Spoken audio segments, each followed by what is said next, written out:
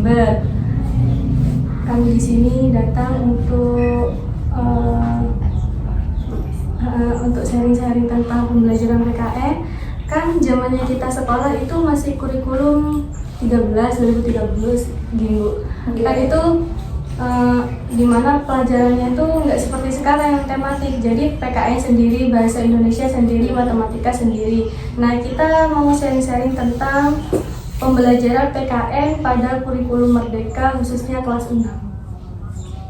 Oh, seperti itu. Kalau di Al-Barokah dan MI Kecamatan Ajung, kurikulum Merdeka belum diterapkan. Insya Allah tahun ini BIMTEK-nya masih untuk kelas 1 sama kelas 4. Jadi di kelas 6 belum diterapkan kurikulum Merdeka, masih pakai kurikulum yang lama, yang K13. Tapi kayaknya kemungkinan tidak jauh berbeda. Hanya di kurikulum Merdeka itu kan memang anak-anak lebih diajarkan untuk bisa berpikir sendiri. Tidak hanya gurunya yang bisa mengajar, apalagi PPKN. PPKN itu kan lebih kepada sikap kita sehari-hari, pada teman, pada keluarga, pada tetangga sekitar. Insya Allah meskipun kurikulumnya berbeda, PPKN bunyinya atau di dalamnya masih sama seperti itu. Tentang toleransi, tentang saling menghormati masih sama. Jadi kalau berbicara PPKN dalam kurikulum Merdeka, saya juga belum paham. Karena di kelas 6 belum di BIMTEK untuk kurikulum Merdeka. Untuk tahun ini sepertinya yang di BIMTEK masih kelas 1 sama kelas 4 saja. Untuk kelas 6-nya masih belum tahu ini di tahun keberapa mau di BIMTEK seperti itu. Apalagi setelah ini presidennya sudah ganti, mungkin kurikulumnya sudah mau ganti lagi. Kelas 6 belum, kurikulum Merdeka sudah mau ganti. Tuh.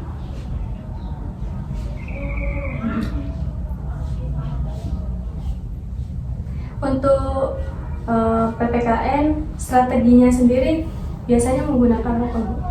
Kalau saya di kelas, tapi ini tidak bisa dijelaskan ke semua sekolah ya, tergantung siswanya. Kalau saya di dalam kelas biasanya saya bacanya bergilir. Saya jarang membaca, saya sendiri, saya jarang membaca untuk menjelaskan. Karena anak-anak di rumah sudah pasti kadang jarang membaca. Jadi di sekelas saya terangkan sama anak-anak harus baca bergilir. Anak-anak tinggal mendengarkan temannya yang membaca. Ternyata kalau di kelas saya, di kelas 6 itu terbukti efektif. Jadi bergilir bacanya sampai materinya selesai. Setelah materi selesai baru saya rangkum isinya apa. Kadang untuk mengetes anaknya itu mendengarkan temannya yang baca atau tidak, akan saya ajukan pertanyaan. Setelah itu baru ada soalnya, biasanya seperti itu. Untuk medianya, apakah menggunakan media? Medianya kadang masih pakai LCD, tapi kadang-kadang saja. Lebih banyak ia berfokus pada bukunya.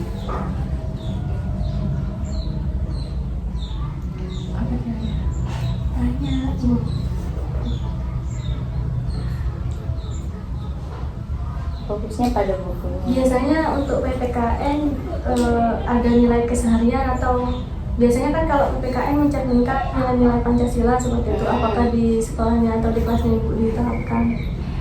Untuk Pancasila ada pembiasaannya.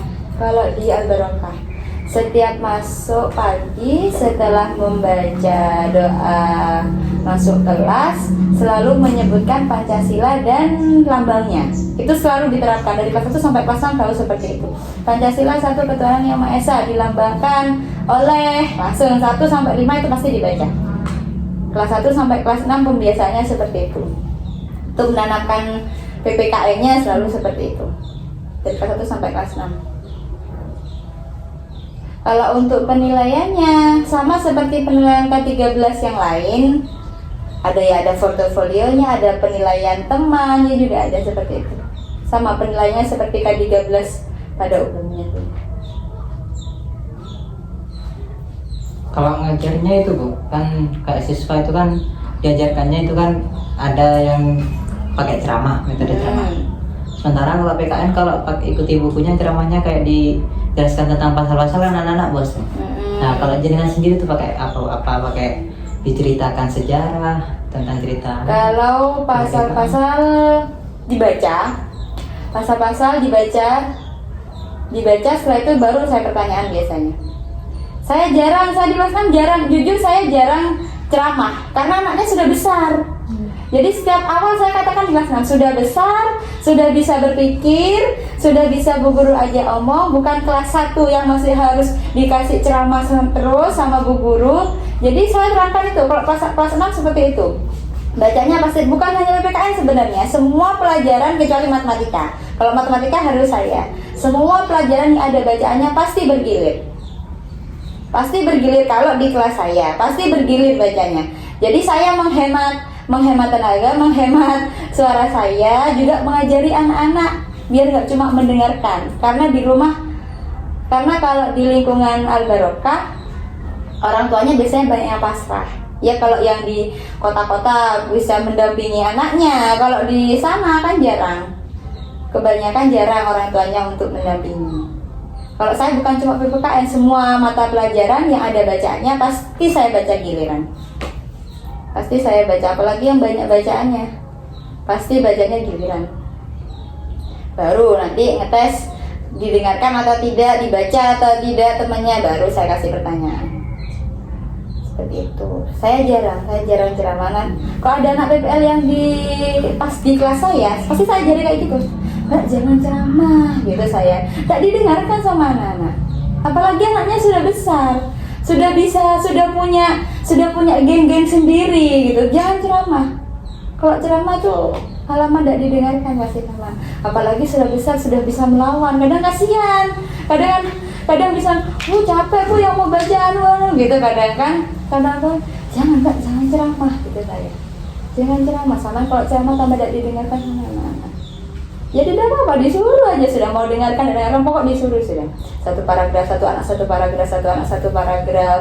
Kadang kalau paragrafnya panjangnya setengah-setengah gitu. Kalau saya metodenya ngajarnya seperti itu. Disesuaikan aja sama situasi kelasnya. Kalau anaknya tidak bisa dikondisikan suruh baca, ya diceramah. Kalau saya gitu, kalau di kelas 6 memang saya tekan seperti itu. Karena sudah besar.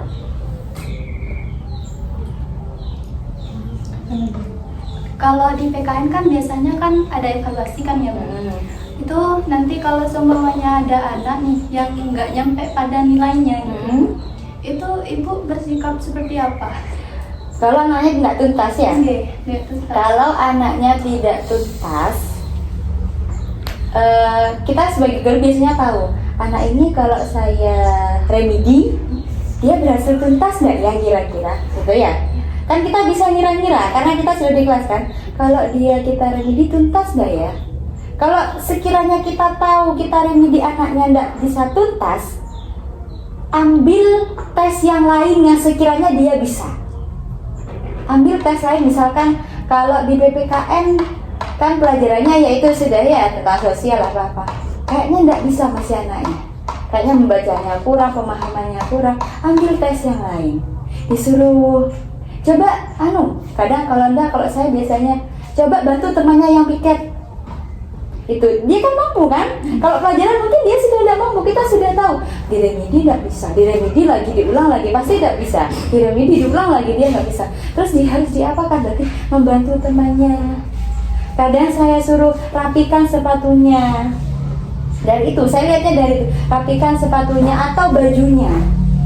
Rapikan bajunya. Atau kalau enggak dilihat dari sehari-harinya. Masuknya, kadang kan yang namanya anak meskipun dibel, kadang kan nggak mau masuk. Dilihat anaknya setiap harinya. Sekiranya kalau kita kira-kira anaknya di remedi itu mampu, kasih remedi. Kalau sekiranya kita sudah tahu kalau kita kasih remedi dia tetap tidak mampu, tidak selesai, itu kan akan membebani anak dan membebani kita. Kita tidak selesai tugasnya, anaknya juga ngerjakan terus, itu tetap tidak bisa. Cari yang lain, cari tugas-tugas yang lain. Atau kita minta bawakan, misalkan ambilkan Bu Guru buku di perpus ini, ambil buku segini, anaknya Ngerti apa enggak? Disuruh itu dimengerti apa enggak anaknya kira-kira? Jadi itu. Ya, carikan solusi yang lain. Jangan pelajaran. Jadi kita lihat dulu anaknya mampu di pelajarannya atau enggak. Kalau memang mampu enggak apa-apa, dikasih remedi. Dan remedinya itu kalau bisa di luar soal yang kita berikan. Jangan banyak-banyak, 2 atau 3 soal saja. Berarti nggak melulu tentang kemampuannya. Iya, apalagi PPKN nggak melulu tentang kemampuan kan. Di jiwa sosial, saling membantu. Di PPKN kan, di Pancasila kan seperti itu, saling membantu teman, menjaga kebersihan. Pancasila kan bunyinya seperti itu kan. Jadi lebih mudah sebenarnya kalau PPKN kalau saya. Jadi ini anaknya kalau saya remedi suruh mengerjakan 1-5 bisa nggak? Kalau nggak bisa ya sudah saya ganti yang lain.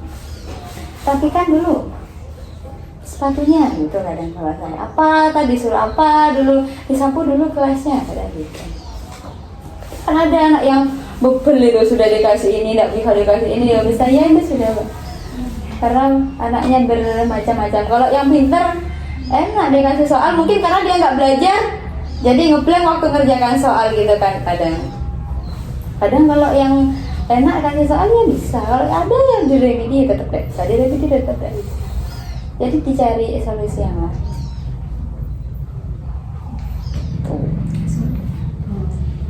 Kira-kira PPKN biasanya kalau praktek-praktek gitu praktek apa Bu?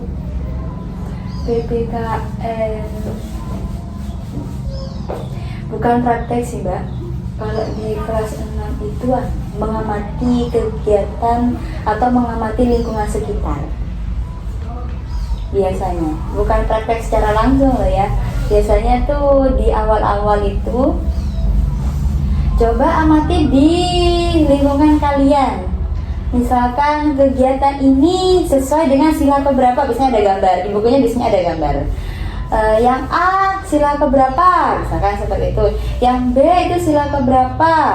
Selain itu pengamalan yang lain apa yang sesuai dengan sila pada gambar, biasanya gitu. Kalau praktek secara langsung biasanya kalau saya tidak ada, biasanya hanya sesuai sama bukunya, biasanya diamati lingkungan sekitar gitu aja, lingkungan sekitar rumahnya seperti apa, keadaan tetangga-tetangganya, atau kalau ada kerja bakti apa yang kalian lakukan gitu kan. Kadang anak-anak jawabnya sesuai dengan buku. Membantu Bu Guru, wah anak kecil kok membantu mencangkul gitu kadang saya. Terus ngapain ya, mengeluarkan makanan gitu saya. Itu Bu Guru, boleh Bu Guru, ya boleh. Masa anak kecil mau mencangkul, masa anak kecil mau pegang arit gitu saya. Mengeluarkan makanan, dikeluarkan minuman, ya gitu boleh kalau kerja bakti. Oh iya gitu. Akhirnya kan kadang anak-anak kan nggak tahu cuma sesuai buku kan, ikut melaksanakan kerja bakti, tapi dia sendiri nggak tahu tugasnya apa. Sementara dia masih anak-anak, jadi tugasnya kan yang ringan-ringan saja, biasanya seperti itu. Tidak langsung praktek apa gitu kalau PPKN. Kalau di saya Lebih ke contoh penerapan. ya, lebih ke contoh penerapan dan pengamalan Pancasilanya.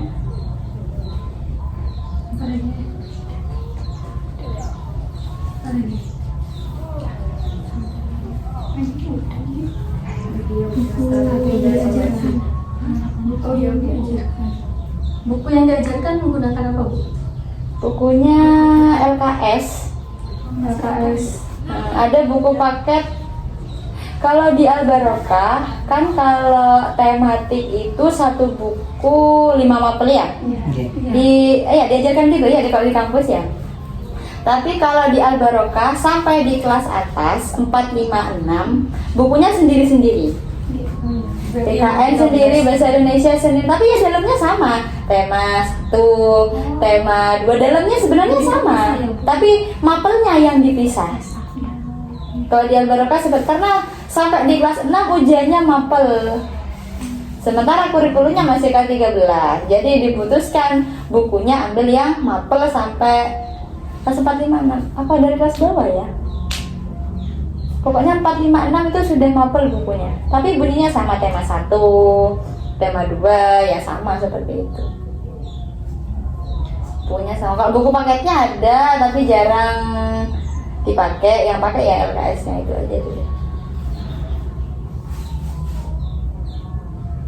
Biasanya kan kalau LKS itu bab-bapan gitu kan. Itu tema-tema. Subtema bunyinya. Satu tema ada 3 subtema. Kalau kita dulu kan bab ini gitu. Berarti tema 1 nanti subtema 1, subtema 2, subtema 3 itu. Subtema bunyinya kalau pakai K13. Apa lagi? Oh sudah. Umur gini. Itu antara yang sekarang sama yang dulu itu lebih dari pada pembelajaran yang sekarang kan beda banget nih Bu sama yang dulu.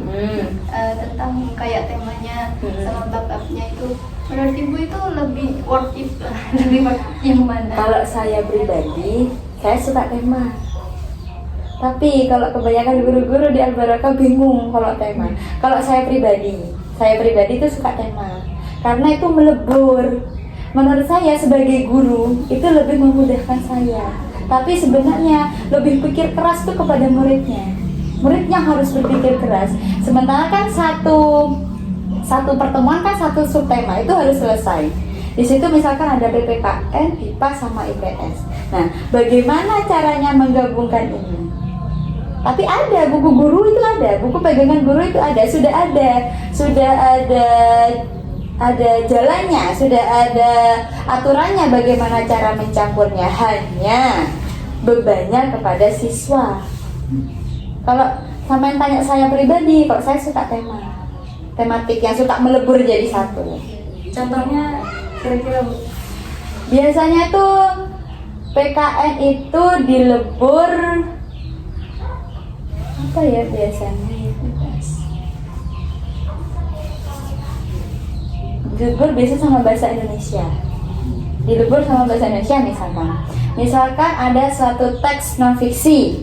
Nah, teks fiksi misalkan cerita gitu ya. Ceritanya itu tentang kebinekaan. Kan sudah masuk bahasa Indonesia sama PKN sudah ada di dalamnya. Itu bisa itu di situ biasanya dileburnya jadi satu. Terus pertanyaannya di bawah, ringkasan teks di atas adalah biasanya gitu. Atau kalau enggak mau lebih mendalam, biasanya buatlah peta pikiran berdasarkan teks di atas. Biasanya gitu. Terus di peta pikirannya Pancasila sila pertama. Biasanya gitu. Ya ditulis sudah apa isinya berdasarkan teks sila pertama.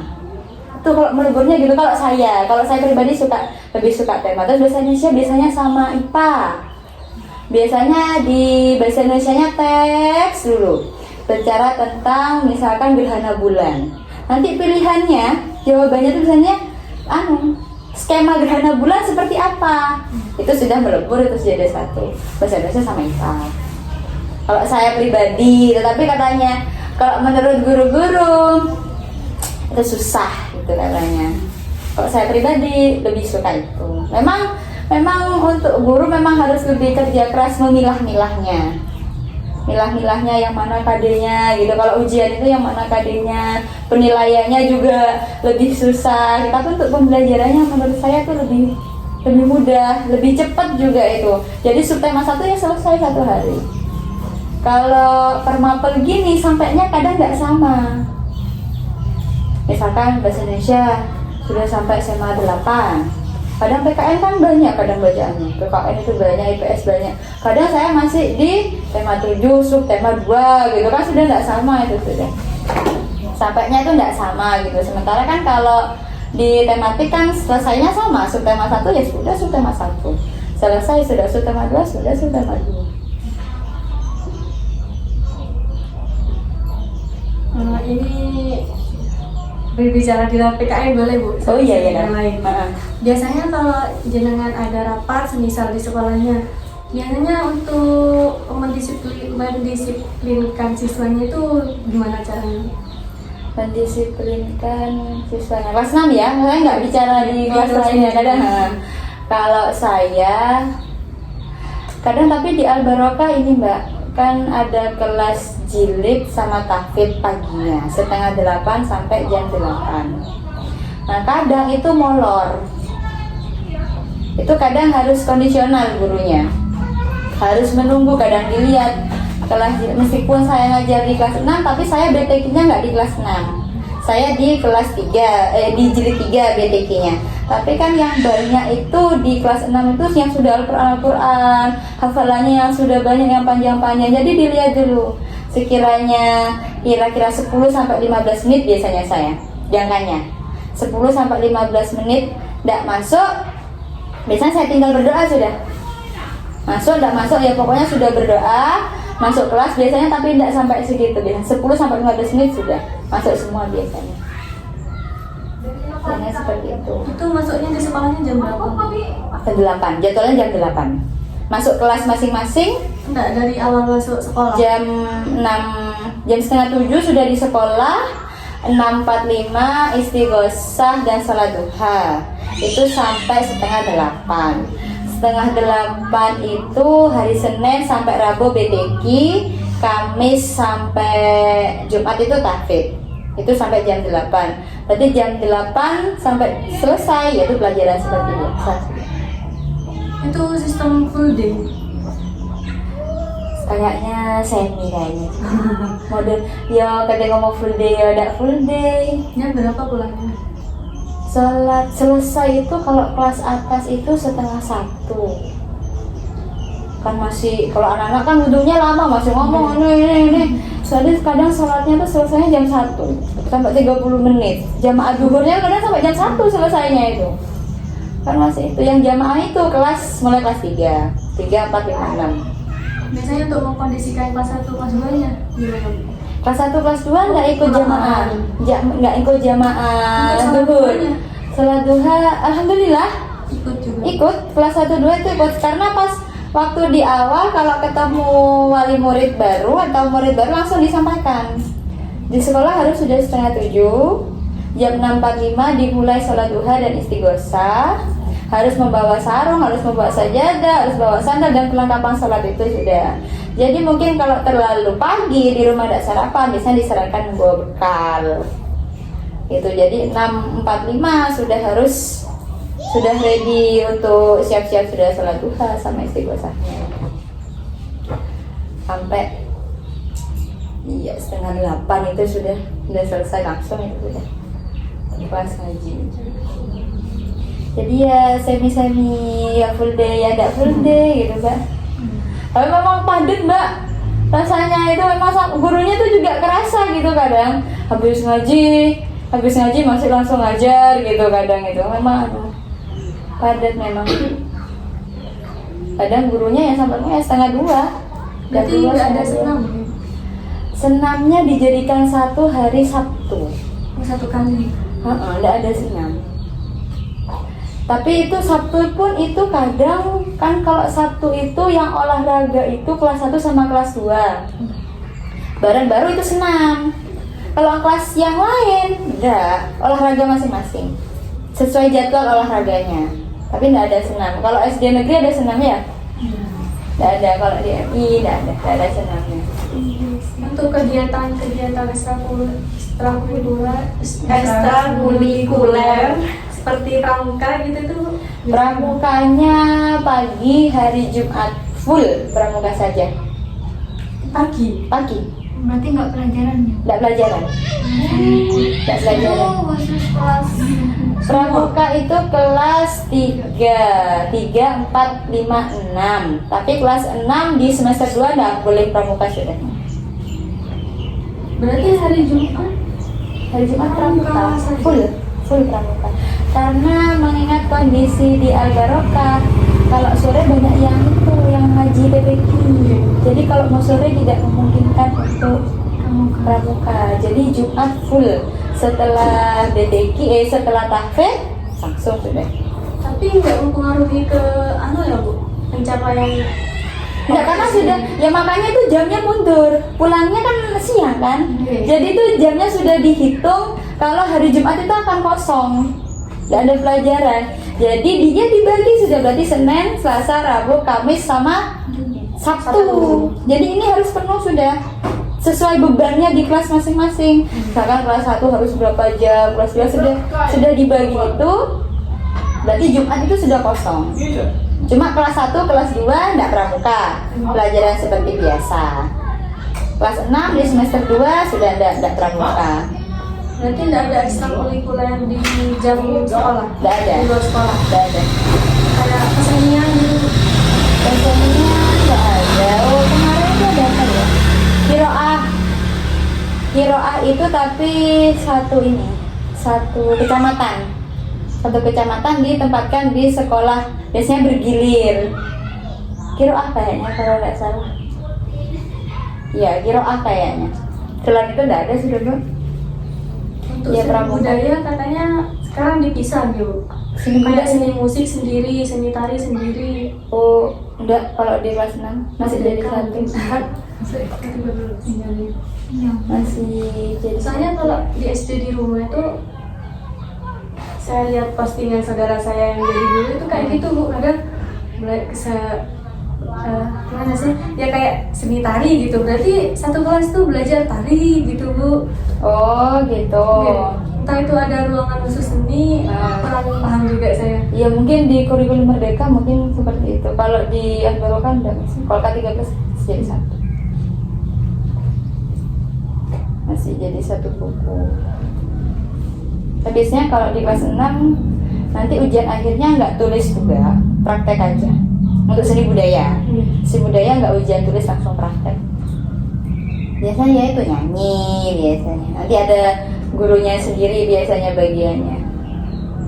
Biasanya itu yang praktek biasanya seni budaya sama PJOK. Jadi nggak ujian tulis. Selain itu ujian tulis biasanya. Biasanya sebelum pelajaran itu kan ada murid-murid yang ngantuk atau lesu atau gimana gitu. Biasanya Bu cara mengatasinya gimana? Saya suruh wudhu. Tante ini nggak tidur ini ya. Tante main HP. Ya gimana wudhu saya? Ice breaking. Ice breaking. Kalau di kelas 6 saya nggak ampuh. Kalau di kelas saya maksudnya nggak ampuh. Kalau di kelas saya, sudah besar mungkin ya Mbak ya. Jadi nggak anak-anak nggak tertarik gitu sudah kalau mau gini-gini tuh kadang nggak ampuh kalau di saya. Kalau di kelas saya nggak. Mungkin kalau kelas bawah atau kelas 1, kelas 2 masih ampuh. Kalau di kelas saya nggak ampuh dah ice breaking itu. Sudah besar. Udah ampuh di kelas sudah malu-malu itu anak-anak sih. Kalau di ice breaking nggak bisa sih. Kadang kalau enggak berhenti sejenak saya. Ngantuk, capek jalannya ya berhenti dulu 10 menit. Biasanya gitu. Berhenti dulu 10 menit. Gak apa-apa tak buruan. Iya berhenti dulu 10 menit. 10 sampai 15 dia berhenti dulu biasanya. Baru nanti lanjut lagi. Ice breaking kak, tidak mempan. Semua tuh kayaknya PPL yang di kelas saya kayaknya ada sih yang ice breaking, tapi kurang mempan kalau di kelas 6. Kurang mempan kayaknya di kelas saya kok enak gitu ya. Tapi saya nggak pernah menyarankan ice breaking sih di kelas saya memang. Kalau pas ada PPL gitu kadang nggak pernah, tapi kelas saya kayaknya itu. Tapi kelas saya kayaknya nggak mempan. Malah guyon kemana-mana itu anak-anak kalau dikasih kayak gini. Gak pernah ice breaking. Sama doang. Cuma nyanyi gitu. Ini kalau sudah kelas atas juga menyanyi kontekan sak meja-mejanya. Tambah ragu. Jadi nggak pernah ice breaking kalau di kelas saya.